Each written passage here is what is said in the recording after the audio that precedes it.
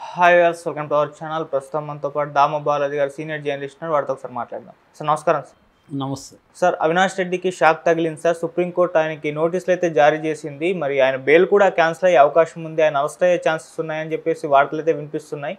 ఇంతకు ఏ కేసుకు సంబంధించి నోటీసులు అందాయి, మరి ఏం జరిగే అవకాశం ఉంది సార్ ఇష్యూలో? అవినాష్ రెడ్డికి ఒక షాక్ అని వార్తలు వస్తున్నాయి. సుప్రీంకోర్టు ఆయనకి నోటీసులు ఇష్యూ చేసింది. సో మళ్ళీ వివేకానంద రెడ్డి కేసు హత్య కేసులో కదలిక మొదలైంది. అంటే మనకి ఇప్పుడు కూటమి ప్రభుత్వం వచ్చి 5 నెలలు దాటిన తర్వాత దీంట్లో కొంత కదలిక వచ్చింది. అయితే ఇది ఈ కదలిక చంద్రబాబు వల్ల లేకపోతే మోడీ ప్రభుత్వం వల్ల రాలేదు, కోర్టుల వల్ల వచ్చిన కదలిక తప్ప ఈ ప్రభుత్వాలు ఏమీ దీంట్లో కదలిక తీసుకొస్తున్నట్టుగా అయితే కనపడలేదు. ఆల్రెడీ సునీత అయితే నిన్న కూడా చంద్రబాబును కలవడానికి ట్రై చేయడం, డీజీపీని కలవడానికి ట్రై చేయడం, ఇవన్నీ కూడా ఆమె ట్రై చేసింది. హోమ్ మినిస్టర్తో కూడా కలిసింది, ఆల్రెడీ ఒకసారి కలిసింది, నిన్న కూడా వెళ్ళింది. సో ఇప్పుడు అంటే స్టేట్ గవర్నమెంట్ ఏం చేయబోతుంది, సెంట్రల్ గవర్నమెంట్ ఏం చేయబోతున్నాయి, సిబిఐ దీంట్లో ఇన్వెస్టిగేటివ్ ఏజెన్సీగా ఉన్న సిబిఐ ఏం చేయబోతుంది, కోర్టుల పరిస్థితి ఏంటి అనేది ప్రజెంట్ మనం చూస్తే, నిన్న ఆల్రెడీ మనం ఒక పరిణామం చెప్పుకున్నాం. అదేంటంటే సునీత రెడ్డి మీద ప్రైవేట్ కేసు వేసిన కృష్ణారెడ్డి పిఏ, వివేకానంద రెడ్డి పిఏ కృష్ణారెడ్డిని అక్కడ మురళీకృష్ణ డీసీపీ ఆయన ఆధ్వర్యంలో పోలీసులు వెళ్ళి వాంగ్మూలాన్ని తీసుకొచ్చారు.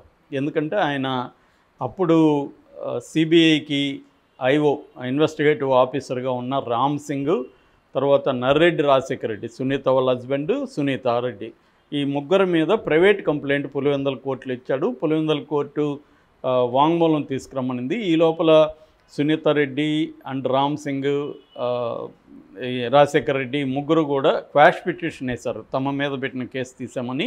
కానీ కోర్టు అంగీకరించలేదు. ఈ కేసు ముందుకు తీసుకెళ్ళమని పోలీసులు చెప్పింది. పోలీసులు విచారిస్తున్నారు. ఇది ఒక యాంగిల్. రెండవ యాంగిల్, సునీత ఈయన అవినాష్ రెడ్డి బెయిల్ రద్దు చేయమని ఎప్పుడో సుప్రీంకోర్టుకి వెళ్ళింది. నిజానికి ఎన్నికలకు ముందే వెళ్ళింది, కానీ మన సిద్ధార్థ లోత్రా బిజీగా ఉండడం వల్ల సునీతారెడ్డే పోస్ట్పోన్ చేసింది సుప్రీంకోర్టులో. సో అందువల్ల ఇప్పుడు మళ్ళీ అది నిన్న విచారణకు వచ్చింది. జస్టిస్ సంజీవ్ ఖన్నా బెంచి దాన్ని విచారించింది. అందులో సిద్ధార్థ లోత్రా, సునీతారెడ్డి తరపున సిద్ధార్థ లోత్రా ఆర్గ్యూ చేస్తున్నాడు.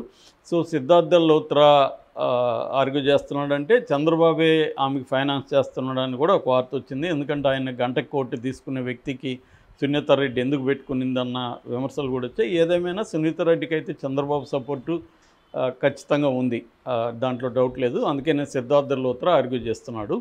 సో సిద్ధార్థ లోత్రా నిన్న జస్టిస్ సంజీవ్ ఖన్నా దృష్టికి ఏం తీసుకెళ్ళాడంటే 2 విషయాలను తీసుకెళ్ళాడు. ఒకటి, ఈయన సాక్షుల్ని బెదిరిస్తున్నారు. అంటే అవినాష్ రెడ్డికి బెయిలు ఎందుకు రద్దు చేయాలి అని అడిగినప్పుడు వీళ్ళు ఏం చెప్తున్నారంటే, అవినాష్ రెడ్డి బయట ఉండడం వల్ల దీంట్లో ఉన్న సాక్షుల్ని కావచ్చు, ఇతర ముద్దాయిల్ని కావచ్చు అతను బెదిరిస్తున్నాడు అని చెప్పడానికి ఏం చేశారంటే, వీళ్ళు గతంలో దస్తగిరి వేసిన పిటిషన్ను సుప్రీంకోర్టు దృష్టికి తీసుకెళ్లారు. దస్తగిరి ఏం పిటిషన్ వేశాడంటే, తాను 8 నెలలు కడప జైల్లో ఉన్నప్పుడు అక్కడికి డాక్టర్ గౌతమ్ రెడ్డి, చైతన్యారెడ్డి అక్కడికి వచ్చాడు. అతను ఎవరంటే ఇందులో 5వ నెంబర్ అక్యూజ్డ్ దేవిరెడ్డి శివశంకర్ రెడ్డి కొడుకు. మామూలుగా మనం చాలాసార్లు చెప్పుకున్నాం, ఇందులో మొత్తం ఇప్పటి వరకు వివేకానంద రెడ్డి హత్య కేసులో 8 మంది నిందితులుగా ఉన్నారు. నెంబర్ 1 వచ్చి అక్యూజ్డ్ నెంబర్ 1 ఎర్రగంగిరెడ్డి, తర్వాత number 2 Sunil Yadav, number 3 Umashankar Reddy, number 4 Dastagiri ఏమో ఇప్పుడు నిందితుడి ప్లేస్లో నుంచి సాక్షి ప్లేస్లోకి హైకోర్టే చెప్పింది, తీసేసింది అతను. కాబట్టి దస్తగిరి లేదు, కాబట్టి 7 మంది ఉన్నట్టు ఇప్పుడు లెక్క. 5వ అక్యూజ్డ్ వచ్చి దేవిరెడ్డి శివశంకర్ రెడ్డి, 6వ గజ్జల ఉదయ్ కుమార్ రెడ్డి, 7 వైఎస్ భాస్కర్ రెడ్డి, 8 అవినాష్ రెడ్డి. సో ఇప్పుడు 5వ అక్యూజ్డ్గా ఉన్న దేవిరెడ్డి శివశంకర్ రెడ్డి కొడుకు డాక్టర్ చైతన్యారెడ్డి కడప జైలుకి వెళ్ళి ఈ దస్తగిరిని బెదిరించాడని దస్తగిరి ఆల్రెడీ హైకోర్టులో కూడా కేసు వేశాడు, పోలీసుల దగ్గర కూడా కేసు పెట్టాడు. ఇదే విషయాన్ని ఇప్పుడు సిద్ధార్థ లోత్రా సుప్రీంకోర్టు దృష్టికి తీసుకెళ్లాడు.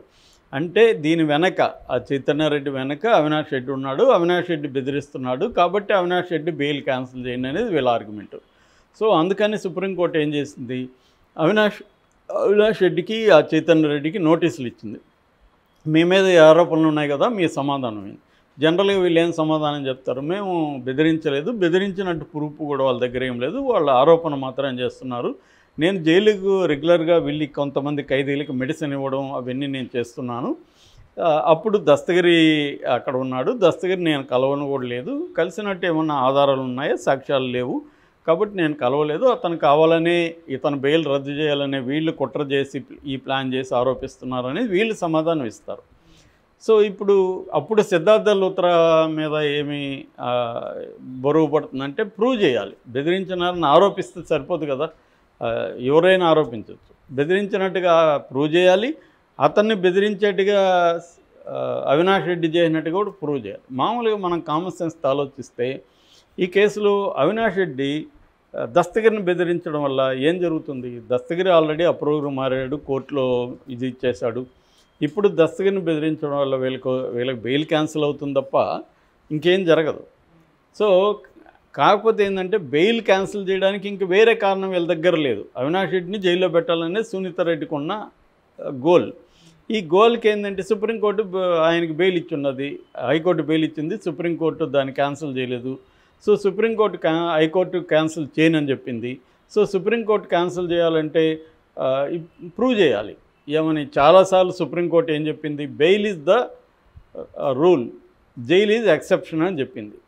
దేంట్లో అయినా మనిషి బెయిల్ అనేది రూలు, జైలు అనేది ఎక్స్ట్రాడినరీ కండిషన్లో ఇవ్వాలి. ఎప్పుడు జైలుకి పంపించాలి, ఎప్పుడు బెయిల్ రద్దు చేయాలంటే ఫ్లైట్ రిస్క్, ఈ వ్యక్తి పారిపోతున్నాడని లేదా సాక్ష్యాధారాలను తారుమారు చేస్తాడని, సాక్షులను బెదిరించడమో ప్రలోభ పెట్టడమో చేస్తాడని, ప్రధానంగా ఈ 3 కండిషన్లకి ఉంటే బెయిల్ రద్దు చేస్తారు. సో అందుకని ఇప్పుడు సిద్ధార్థ లూత్రా సుప్రీంకోర్టులో ఒక ఆర్గ్యుమెంట్ బిల్డప్ చేయాలి. ఏంటంటే ఇతను బయట ఉంటే ఇది చేస్తున్నాడు,